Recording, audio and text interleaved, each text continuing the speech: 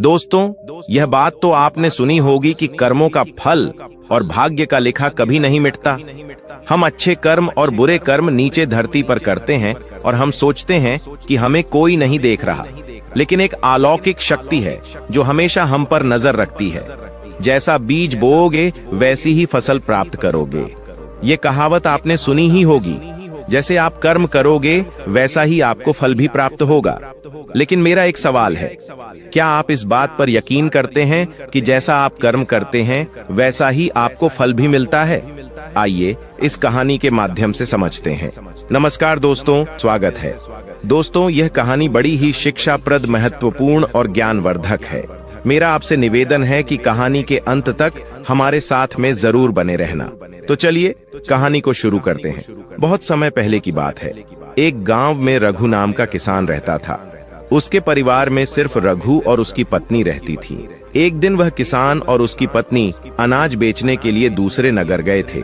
जब वह अनाज बेचकर दूसरे नगर से अपने नगर आ रहे थे, दोनों अनजान शहर में एक सुनसान रास्ते से जा रहे थे। जब वह दूसरे राज्य की सीमा से निकले तो उन्हें रास्ते में कुछ डाकू मिल गए और उन डाकुओं ने उस किसान और उसकी पत्नी के पास जो कुछ भी था वह सब कुछ लूट लिया। और इस तरह किसान और उसकी पत्नी को डाकुओं ने भिखारी बना दिया। इसके बाद डाकुओं का गिरोह वहां से चला गया। डाकू तो चले गए, लेकिन किसान और उसकी पत्नी को लूटने के बाद वह दोनों चिंता में पड़ गए और सोचने लगे कि आगे क्या किया जाए। एक तो अनजान शहर, और अनजान शहर में दोनों का बुरा हाल था, क्योंकि अनजान शहर में पैसा ही सब कुछ होता है। किसान अपनी पत्नी को लेकर अनजान शहर की तरफ बढ़ने लगा। उसे यह चिंता खाए जा रही थी कि अब मैं क्या करूं, और करूं तो करूं कैसे। वह इसी चिंता में चला ही जा रहा था कि नगर के बाहर एक महात्मा की कुटिया दिखाई दी। वह किसान अपनी पत्नी को लेकर कुटिया की तरफ चल दिया। जब वह कुटिया के पास पहुंचा तो उसे वहां पर एक महात्मा मिले, जो एक चबूतरे पर बैठे हुए अपने शिष्यों को प्रवचन दे रहे थे। महात्मा को देखकर किसान सोचने लगा, क्यों ना इन साधु महाराज को अपनी समस्या बताऊं, शायद यह मेरी समस्या का कुछ समाधान कर दें। ऐसा विचार करके वह किसान उन साधु महात्मा के पास पहुंच गया और उन्हें प्रणाम किया। फिर बहुत ही विनम्र स्वर में उसने अपनी समस्या उन महात्मा को बताई और कहने लगा, महाराज, यदि किसी तरह आप मेरी पत्नी को किसी सेठ के पास गिरवी रखवाकर मुझे कुछ पैसे दिलवा दें तो आपकी बड़ी कृपा होगी। जब साधु ने किसान की बात सुनी तो उस साधु महात्मा को उस किसान पर दया आ गई। साधु ने अपने परिचित सेठ के बारे में बताया और उस किसान को उसके पास भेज दिया। किसान अपनी पत्नी को लेकर उस सेठ के पास पहुंच गया और उस सेठ से हाथ जोड़कर कहने लगा, सेठ जी, मुझे कुछ पैसों की आवश्यकता है। मेरे पास गिरवी रखने के लिए और तो कुछ नहीं है, बस मेरी पत्नी है। आप मेरी पत्नी को गिरवी रखकर मुझे कुछ पैसे दे दीजिए। मैं उन पैसों से कोई व्यापार करके जल्दी ही आपकी रकम ब्याज सहित वापस कर दूंगा और अपनी पत्नी को आपसे छुड़ा लूंगा। तब तक मेरी पत्नी आपके दिए हुए पैसों में आपके पास गिरवी रहेगी। सेठ ने जब उस किसान की बात सुनी तो वह पैसे देने के लिए तैयार हो गया और पैसों के बदले में किसान की पत्नी को अपने पास गिरवी रख लिया। किसान सेठ के पास अपनी पत्नी को गिरवी रखकर और उस सेठ से कर्ज लेकर व्यापार करने के लिए आगे बढ़ गया। किसान ने उन रुपयों से अनाज का व्यापार शुरू कर दिया। वह अब किसान से व्यापारी बन गया। अब सस्ते दामों में किसानों से अनाज को खरीदता था और दूसरे जरूरतमंद किसानों को महंगे दामों में बेच देता था। इस प्रकार रघु ने उन पैसों से बहुत ही कम समय में अच्छा खासा धन अर्जित कर लिया। जब रघु ने खूब पैसा कमा लिया तो 8 महीने बाद फिर रघु उसी नगर में वापस लौट आया, जिस नगर में वह अपनी पत्नी को उस सेठ के पास गिरवी रखकर गया था। रघु नगर में आकर सीधा उस सेठ के पास पहुंच गया और सेठ के पास पहुंचकर कहने लगा, सेठ जी, मैं 8 महीने पहले आपके पास अपनी पत्नी को गिरवी रखकर गया था। आप अपना हिसाब करके मुझसे रुपए ले लीजिए और मेरी पत्नी को मुझे वापस लौटा दीजिए। यह सुनकर उस सेठ ने कहा, भाई क्या बताऊं, आज से 3 महीने पहले की बात है। तुम्हारी पत्नी अचानक बीमार पड़ गई और उस बीमारी के कारण तुम्हारी पत्नी की मृत्यु हो गई। मैंने तुम्हारी पत्नी का बहुत इलाज भी करवाया, अच्छे से अच्छे वैद्य को बताया, लेकिन मैं फिर भी तुम्हारी पत्नी को नहीं बचा सका। रघु ने जब उस सेठ के मुंह से यह सुना तो रघु यह सुनकर बड़ा दुखी हुआ। फिर थोड़ा धीरज रखकर उस सेठ से बोला, सेठ जी, जो होना था वह तो हो चुका है। शायद मेरे नसीब में ही ऐसा लिखा हुआ था। वह मेरे साथ रहती तब भी आयु पूरी होने पर उसे मरना ही पड़ता। होनी को कौन टाल सकता है। फिर भी आप अपने पैसे मुझसे ले लीजिए ताकि मुझे इस बात का संतोष हो जाए कि मैंने अपना कर्ज चुका दिया और मैंने आपका कर्ज चुकाकर अपनी पत्नी को गिरवी रखने के कलंक से खुद को बचा लिया। रघु की बात सुनकर वह सेठ बोला, नहीं भाई, अब मैं तुझसे वह पैसे कैसे ले सकता हूँ। जब मैं तुम्हारी अमानत ही तुम्हें नहीं लौटा सकता तो अपना कर्ज वापस लेने का मुझे कोई हक नहीं है। रघु ने बार बार सेठ से अपना कर्ज वापस लेने का आग्रह किया, परंतु सेठ नहीं माना। उदास भाव से रघु जब वहां से निकला तो रास्ते में फिर उसी स्थान पर पहुंच गया जहां पर वह उन साधु महात्मा से पहली बार मिला था। हमेशा की तरह साधु महात्मा अपने चबूतरे पर बैठे हुए अपने शिष्यों को प्रवचन सुना रहे थे। रघु भी मन की शांति के लिए वहीं पर जाकर बैठ गया और महात्मा के प्रवचन सुनने लगा। साधु महात्मा ने जब रघु को देखा तो साधु महात्मा उसे पहचान गए और उसका हालचाल पूछने लगे। रघु ने पूरा घटनाक्रम उन साधु महात्मा को बता दिया। वह साधु एक सिद्ध महात्मा थे। रघु की बात सुनकर उस साधु ने कहा, भाई, उस सेठ ने तेरे साथ धोखा किया है। तेरी पत्नी निश्चित रूप से जीवित है। भाई, तेरी पत्नी को या तो उस सेठ ने अपने घर में छुपा लिया है या फिर उस सेठ ने तेरी पत्नी को अपने किसी परिचित के यहाँ दूर किसी जगह पर भेज दिया है। अब तू ऐसा कर, यहाँ के राजा के पास चला जा और राजा के दरबार में जाकर प्रार्थना करना कि राजा साहब मेरी पत्नी को सेठ से दिलवा दो, क्योंकि इस नगर का जो राजा है वह बहुत ही बुद्धिमान व्यक्ति है। वह निश्चित ही तेरी पत्नी को उस सेठ पर जोर डालकर तुझे दिलवा देगा। उसके दरबार में ही तुम्हारा फैसला होगा। जब रघु ने उस साधु महात्मा की बातों को सुना तो रघु उस साधु महात्मा की बात मानकर राजा के दरबार में जाने के लिए चल दिया। रघु राजा के दरबार में पहुंच गया और राजा के दरबार में पहुंचकर राजा से गुहार लगाने लगा कि महाराज, मेरी पत्नी को सेठ से मुझे दिलवा दीजिए। महाराज, मैंने सेठ के कुछ धन उधार लिया था। बदले में अपनी पत्नी को सेठ के पास गिरवी रख कर गया था। जब मैं धन लेकर अपनी पत्नी को उस सेठ के पास लेने गया तो वह कह रहा है कि उसका देहांत हो गया है। वह झूठ बोल रहा है। रघु की प्रार्थना सुनकर राजा ने सेठ को दरबार में बुलाया और उससे कहा, सेठ, क्या यह बात सच है कि यह किसान कुछ रुपयों के बदले में अपनी पत्नी को तुम्हारे पास गिरवी रख कर गया था? सेठ ने स्वीकार करते हुए कहा कि हाँ राजन, किसान की यह बात बिल्कुल सच है। राजा ने फिर कहा, तुम इसकी पत्नी को क्यों नहीं लौटा रहे हो? राजा की बात सुनकर वह सेठ बोला, कैसे लौटा सकता हूं महाराज? मैंने इस किसान को बता तो दिया कि आज से 3 महीने पहले इसकी पत्नी की मृत्यु हो चुकी है। महाराज, अब मैं धर्मराज के पास जाकर तो इसकी पत्नी को वापस नहीं ला सकता। राजा ने पूछा, कोई गवाह है तुम्हारे पास जो इस बात की पुष्टि कर दे कि इसकी पत्नी की मृत्यु हो चुकी है? तो सेठ बोला, जी महाराज, इस बात की पुष्टि वह अच्छी तरह से कर देगा जिसने इस व्यापारी की पत्नी का इलाज किया था। वह 4 व्यक्ति भी इस बात की गवाही दे देंगे जो इसकी पत्नी को शमशान में जलाकर आए थे। उस सेठ ने यह बात इतने आत्मविश्वास के साथ कही कि राजा को भी उस पर भरोसा हो गया। तब राजा ने रघु से कहा, भाई, अगर तुम्हारी पत्नी जीवित होती तो हम तुम्हें अवश्य दिलवा देते। अब तो हमारी भी मजबूरी है। इस प्रकार राजा ने रघु को समझा बुझाकर वापस भेज दिया। रघु फिर से साधु महात्मा के पास पहुंच गया और जो कुछ दरबार में राजा और सेठ ने कहा वह सारी बातें साधु महात्मा को बता दी। यह सब सुनकर उस ज्ञानी महात्मा ने कहा, मैंने राजा को इतना विवेकहीन नहीं समझा था। मुझे दुख है कि उसने तुम्हारे साथ कोई न्याय नहीं किया। उस राजा ने सेठ की बातों पर तो यकीन कर लिया और तुम्हें समझा बुझाकर मेरे पास वापस भेज दिया। अब तुम मेरी एक बात सुनो। तुम एक बार फिर से राजा के पास जाओ और उसे कहना कि सिर्फ 3 घंटे के लिए वह अपनी राजगद्दी पर मुझे बैठने का अधिकार दे दें। तब मैं राजा को बताऊंगा कि न्याय कैसे किया जाता है और न्याय किससे कहते हैं। रघु एक बार फिर से राजा के दरबार में पहुंचा और जैसा उस साधु महात्मा ने कहा था उसने राजा से कह दिया। राजा ने रघु की यह बात सुनी तो यह सुनकर राजा ने कहा, मुझे 3 घंटे के लिए राजगद्दी छोड़ने में कोई ऐतराज नहीं है। यदि ऐसा करने से तुम्हें न्याय मिल जाएगा तो मैं 3 घंटे के लिए उस साधु महात्मा के लिए अपनी राजगद्दी छोड़ दूंगा। तुम उन महात्मा को राज दरबार में ले आओ। रघु ने जब राजा के यह वचन सुने तो रघु साधु महात्मा के पास गया और उन साधु महात्मा को राज दरबार में ले आया। जब साधु महात्मा राज दरबार में पहुंच गए तो राजा ने अपनी राजगद्दी उन साधु महात्मा को सौंप दी।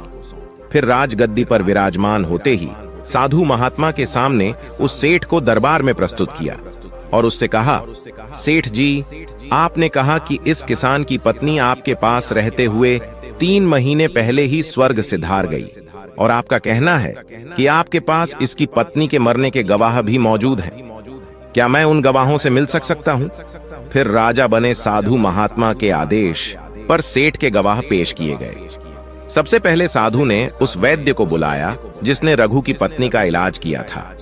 साधु ने वैद्य से पूछा, क्यों भाई, आपने ही हरीश की पत्नी का इलाज किया था? वैद्य बोला, जी हुजूर, मैंने ही रघु की पत्नी का इलाज किया था। वैद्य की बात सुनकर वह साधु बोला, अच्छा वैद्य जी, मुझे यह बताओ कि तुम रघु की पत्नी का इलाज करने के लिए सेठ के घर जाते थे या फिर रघु की पत्नी इलाज करवाने के लिए तुम्हारे पास आती थी? राजा बने साधु महात्मा की बात सुनकर वह वैद्य राजा से बोला, महाराज सेठ जी मेरे औषधालय पर स्वयं आकर दवा ले जाते थे। साधु बोला, यानी तुम विश्वास के साथ यह नहीं कह सकते कि वह दवा सेठ रघु की पत्नी के लिए ही ले जाता था या फिर किसी और के लिए? साधु की बात सुनकर वह वैद्य बोला, हाँ महाराज, यह बात मैं यकीन के साथ तो नहीं कह सकता कि सेठ किसके लिए दवाई ले जाते थे, लेकिन सेठ जी मुझसे दवाई जरूर ले जाया करते थे। वैद्य की बात सुनकर वह साधु बोला, इसका मतलब तो यही हुआ कि तुम मरीज को बिना देखे ही दवाइयां देते हो। यह तो बहुत ही गंभीर है। तुम दवा के स्थान पर किसी को जहर भी तो दे सकते हो, और हो सकता है तुम्हारे द्वारा दिए हुए जहर से ही रघु की पत्नी की मृत्यु हुई हो। उस साधु की यह बातें सुनकर वैद्य का चेहरा डर के मारे पीला पड़ने लगा और वह भयभीत स्वर में बोला, नहीं हुजूर, ऐसा हरगिज नहीं हो सकता। मैं अपने किसी मरीज को दवा के बदले भला जहर क्यों दूंगा, और इस तरह से मेरी सारी मान प्रतिष्ठा भी धूल में मिल जाएगी। वैद्य की बात सुनकर वह साधु महात्मा बोले, अब तो तुम ऐसा ही कहोगे। मैं तुम्हें अपने कर्तव्य के प्रति लापरवाही करने के और एक मरीज के जीवन से खिलवाड़ करने के अपराध में 50 कोड़े लगाने का आदेश देने जा रहा हूं। इसके साथ ही तुम्हारा मुंह काला करके सारे नगर में तुम्हें घुमाया भी जाएगा। अब तुम सोच लो, वैद्य सच बोलोगे या फिर मैं सैनिकों को तुम्हें गिरफ्तार करने का आदेश दूं? यह सुनकर वैद्य का शरीर कांपने लगा और वह उस साधु के कदमों में जा गिरा और बोला, हुजूर, मुझे माफ कर दीजिए। मैं स्वीकार करता हूं कि मैंने सेठ के किसी मरीज का कोई भी इलाज नहीं किया। सेठ ने तो मुझे पैसे दिए थे और कहा था कि यदि गवाही की आवश्यकता पड़े तो ऐसा कहकर उसके पक्ष में गवाही दे दूं। बस मेरा इतना ही अपराध है कि मैंने लालच में आकर इस सेठ का प्रस्ताव स्वीकार कर लिया। राजा बने साधु महात्मा ने कहा, वैद्य जी कुछ भी हो, आपने अपराध तो किया है, इसलिए मैं तुम्हें झूठी गवाही के इल्जाम में 100 कोड़े लगाने का आदेश देता हूं। साधु महात्मा के आदेश का राजा के सैनिकों ने तुरंत ही पालन किया। सैनिकों ने तत्काल ही उस वैद्य को पकड़ लिया और भरे दरबार में उसे कोड़े लगाने लगे। पहला कोड़ा लगते ही वह जोर से चीख पड़ा और कहने लगा, महाराज मुझ पर रहम कीजिए, महाराज मुझ पर दया कीजिए, मैं मर जाऊंगा। हर कोड़े के साथ उसके गले से करुणामय आवाजें निकलने लगीं। उसकी चीखें राज दरबार में गूंज उठीं। वैद्य के साथ ऐसा होते हुए देखकर सेठ के गवाह के तौर पर बुलाए गए उन 4 व्यक्तियों के कलेजे दहल गए, जिन्होंने रघु की पत्नी को शमशान में ले जाकर जलाने की बात कही थी। अब बारी उन 4 गवाहों की आई। साधु महात्मा ने उनसे पूछा, तुम लोगों का कहना है कि तुम 4 ने इस रघु किसान की मृत पत्नी का शव ले जाकर शमशान में उसे जलाकर आए थे। मुझे यह बताओ कि अंतिम संस्कार से पहले जब मृत शरीर को स्नान कराया जाता है, फिर उसे कफन में लपेटकर धरती पर रखा जाता है। स्नान के दौरान क्या तुमने उस स्त्री का मृत शरीर देखा था? यह सुनकर उस सेठ के चारों गवाह कहने लगे, नहीं हुजूर, उसका मृत शरीर तो हमने देखा ही नहीं था। जब सेठ जी ने अर्थी तैयार कर ली थी, उसके बाद ही हम उसे शमशान में ले गए और उसे जलाकर आए। उन चारों गवाहों की बात सुनकर वह साधु महात्मा बोले, और तुमने यह जानना भी उचित नहीं समझा था कि उस अर्थी में कोई मृत मनुष्य लेटा है या कोई जीवित व्यक्ति? कहीं ऐसा तो नहीं किसी जहरीले पदार्थ से बेहोश व्यक्ति उस अर्थी में लेटा हो और उसे तुम शमशान में ले जाकर जलाकर आ गए हो? यह तो एक बहुत ही गंभीर अपराध है। इसके लिए तुम लोगों को मृत्युदंड की सजा भी दी जा सकती है। वह चारों गवाह वैद्य की पिटाई देखकर पहले से ही भयभीत थे। जब उन्होंने साधु महात्मा के मुख से मृत्युदंड की बात सुनी तो वह सुनकर उन सभी के हाथ पांव मानो बिल्कुल ही ठंडे पड़ गए हों। साधु ने विनय भाव से सेठ की तरफ देखा। जैसे ही उस साधु महात्मा ने सेठ की तरफ देखा तो सेठ का चेहरा ऐसे काला पड़ गया।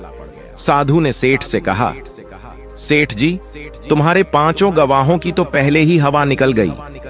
अब तुम बताओ कि किसी की इच्छा के विपरीत किसी की पत्नी को जबरदस्ती घर में रखना और अमानत में खयानात के अपराध में तुम कौन सी सजा पाना पसंद करोगे? साधु महात्मा की बात सुनकर सेठ का चेहरा एकदम से सफेद पड़ गया। उसके मुंह से कोई बोल नहीं निकल सका। राजा बने साधु ने कहा, सेठ, इससे पहले कि मैं तुम्हें 10 साल का कठोर कारावास की सजा दे दूं, अभी भी समय है कि तुम इस रघु किसान की पत्नी को दरबार में हाजिर कर दो। सजा के डर से सेठ ने तुरंत अपने सेवकों को अपने घर भेजा और सेवकों को घर भेजकर रघु की पत्नी को दरबार में प्रस्तुत कर दिया। साधु ने सेठ से लेकर रघु को उसकी पत्नी सौंप दी और सेठ को झूठी गवाही के अपराध में 5 महीने की कैद की सजा सुना दी। उन चारों गवाहों को भी कड़ी से कड़ी सजा दी गई, जिन्होंने रघु की पत्नी का शव शमशान में ले जाने की झूठी गवाही दी थी। यह देखकर राजा आश्चर्यचकित रह गया और साधु के सामने हाथ जोड़कर बोला, महात्मा, आप धन्य हैं। आपने मुझे सिखा दिया कि न्याय कैसे किया जाता है। राजा की बात सुनकर वह साधु महात्मा बोला, राजन, मेरी 3 बातें सदैव याद रखना कि कभी भी इन 3 स्थानों पर अपनी पत्नी को अकेला नहीं छोड़ना चाहिए। अब हम आपको बताते हैं। जिन स्थानों पर यदि कोई अपनी पत्नी को अकेला छोड़ता है तो उसे बहुत ही पश्चाताप करना पड़ता है। पहला स्थान है, अगर आपकी पत्नी को कोई बीमारी घेर ले और वह बीमार पड़ जाए तो ऐसी स्थिति में कभी भी उसको बीमारी में अकेला छोड़कर नहीं जाना चाहिए, क्योंकि जब कोई मनुष्य किसी स्त्री से विवाह करता है तो विवाह के समय वचन देता है कि मैं तेरे सुख दुख में और आजीवन तुम्हारे साथ रहूंगा। इसलिए बीमारी की हालत में उसके साथ सदैव बने रहिए और उसकी देखभाल करिए। जिस तरीके से पत्नी अपने पति की सेवा करती है, उसी तरह से पति का भी कर्तव्य बनता है कि अपनी पत्नी की सेवा में हमेशा तत्पर रहे। यह आपका कर्तव्य है। दूसरा स्थान है, अगर आपकी पत्नी निर्दोष है और कोई उस पर झूठा लांछन लगाता है तो ऐसी स्थिति में सदैव तुम्हें उसके साथ खड़े रहना चाहिए, क्योंकि एक लड़की अपने माता पिता का घर इसी आस में छोड़कर आती है कि पति मेरी भावनाओं को समझेगा और हर स्थिति में मेरा साथ देगा। इसलिए दुनिया वाले उस पर कोई झूठा दोष लगा रहे हैं तो आपको अपनी अर्धांगिनी के साथ खड़े रहना चाहिए। ऐसे समय में उसको कभी भी अकेला नहीं छोड़ना चाहिए, या कभी कोई ऐसी स्थिति आए तो उस समय तुम्हें अपनी पत्नी को बोलना चाहिए कि तुम बिल्कुल भी चिंता मत करो, मैं तुम्हारे साथ खड़ा हूं। तीसरा स्थान है, कभी भूलकर भी अपनी पत्नी को पराये पुरुषों के पास नहीं छोड़ना। किसी भी परिस्थिति में अपनी पत्नी को किसी अन्य पुरुष के साथ अकेला नहीं छोड़ना चाहिए, क्योंकि आज के समय में किसी का कुछ नहीं पता, कौन कब और किसके साथ दगा कर दे। साधु महात्मा की बात सुनकर रघु और राजा को भी समझ आ गई। दोस्तों, आपने आज के इस वीडियो से क्या सीखा वह मुझे आप कमेंट में बता सकते हैं। इसी के साथ में उम्मीद है कि आपको आज की वीडियो पसंद आई होगी, तो इस वीडियो को उस इंसान को शेयर करें जिससे यह कहानी सुनने की जरूरत है, और उसी के ठीक बाद चैनल को सब्सक्राइब करें। तो चलिए फिर मिलते हैं ऐसी एक और नई वीडियो में एक नए मैसेज के साथ। तब तक के लिए अपना ख्याल रखें। धन्यवाद और नमो बुद्धाय।